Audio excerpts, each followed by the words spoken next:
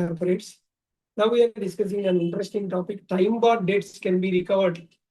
We'll see the Supreme Court judgment, limitation under MSMED Act.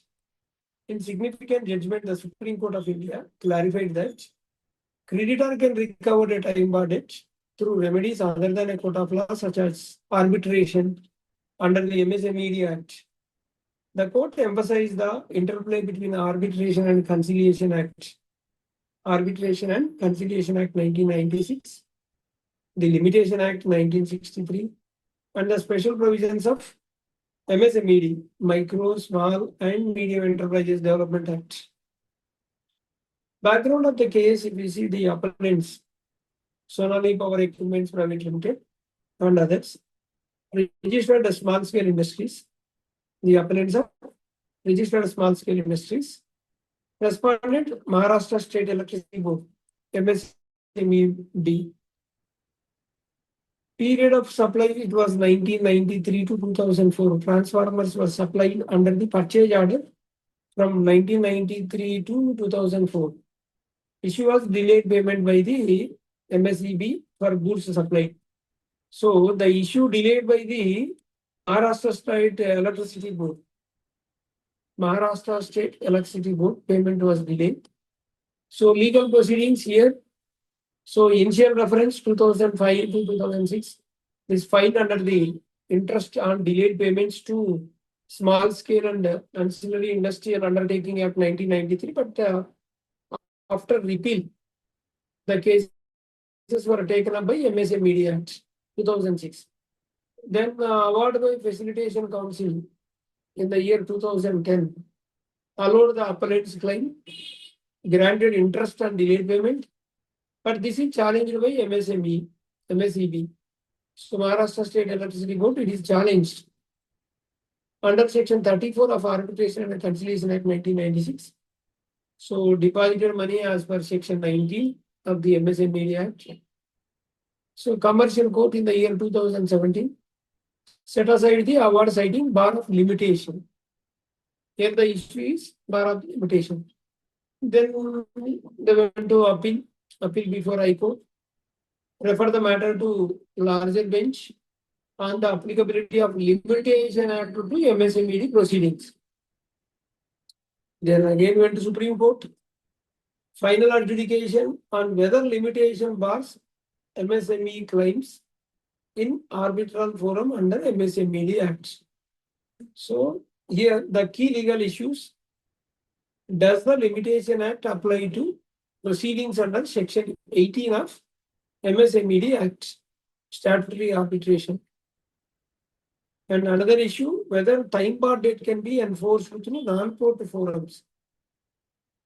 Is Section 18 of the Limitation Act, that is acknowledgement of debt, applicable based on Section 22 of MSMED Act? The appellant's arguments were the CP Industries decision wrongly held that Limitation Act applies. So CP Industries decision wrongly held that Limitation Act applies. So this is the appellant's arguments. Terminate per inquirium. Then cited a Section 2(4) of Arbitration Act, which excludes Section 43, limitation applicability in statutory arbitrations. Argued Limitation Act applied to court, not to statutory bodies like MSME facilitation councils. Highlighted Section 22 of MSMED Act. Mandates buyers to disclose unpaid dues, which qualifies as acknowledgement of debt under Section 18 of Limitation Act.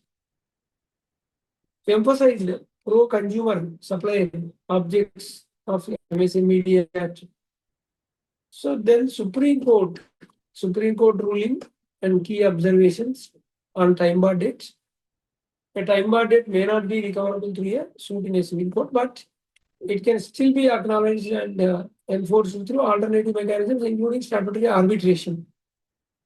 This is a Supreme Court ruling on time-barred debt key observations, and even MSMED Act proceedings, Section 18. Proceedings under Section 18 are akin to arbitration, and Limitation Act may not apply in the strict sense. So Limitation Act may not apply in the strict sense, particularly Section 43 of ACA is not attracted due to Section 2 of 4. Even acknowledgement under Section 18 of Limitation Act, disclosure of unpaid amount in financial statement as required under Section 22 of MSME Act constitutes an acknowledgement of debt because they are disclosing the unpaid amounts. So that itself will become the acknowledgement of the debt. So thereby extending the limitation period. And even objects of the MSMED Act is to protect micro and small enterprises from exploitation by powerful buyers and must be interpreted in a liberally and beneficially. So the final outcome from Supreme Court set aside the commercial court order that had dismissed the claims as time barred.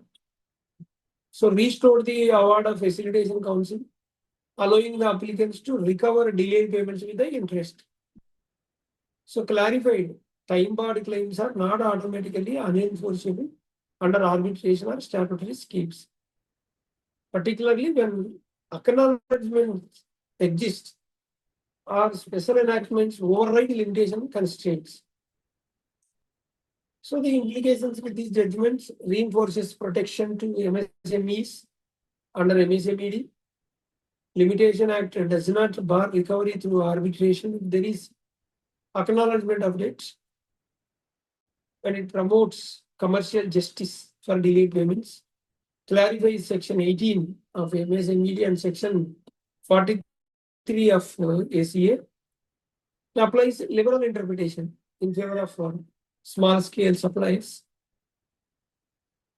So in Supreme Court, the legal provisions discussed was MSMED Act, Section 1922, and Arbitration and Conciliation Act, Sections 2, Subsection 4, Section 34, 37, and 43, and Limitation Act 3 and 18, Silby Industries cases, and Landro Infratech.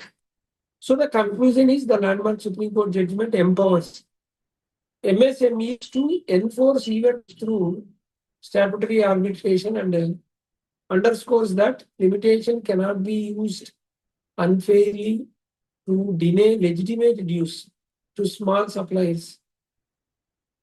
It is a pro-MSME interpretation of overlapping legal framework in arbitration and debt recovery.